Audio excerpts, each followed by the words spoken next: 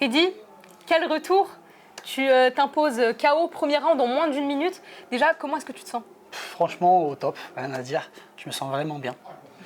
T'es allé voir juste à la fin de ton combat Fernand Lopez, qu'est-ce que tu lui as dit? Bah, je lui ai dit que j'ai tenu ma promesse, j'ai fait mon rôle, que j'allais le mettre KO au premier round et ça s'est passé comme ça devait se passer. Maintenant, Lopez, il m'a promis que RS7 c'était pour moi et que j'allais ramener encore du public comme ce soir. Le même public, encore plus de monde encore, parce que encore avec un plus beau adversaire, un plus beau challenge pour moi. Exactement. Et donc, est-ce que tu vises la ceinture de ta catégorie? Non, je ne vise pas la ceinture de la catégorie en 77, c'était un retour pour moi. Le 77, c'était juste pour descendre dans le poids.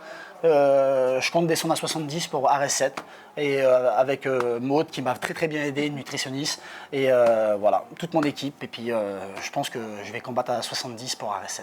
Ok, très bien. Parce que là, du coup, exceptionnellement, c'est la première fois qu'on te voyait combattre en welterweight. Au niveau de ton poids, comment est-ce que tu te sentais?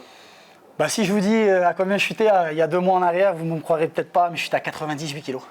Et aujourd'hui, j'ai fait la pesée, franchement, on va dire les doigts dans le nez.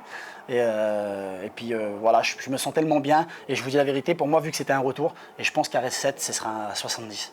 Très bien. Tu m'as dit que lors du face-à-face, tu as senti dans le regard de ton adversaire un peu de peur. C'est ça, exactement. Comme j'ai fait le face-à-face, il a voulu faire lui qui était plus haut que moi.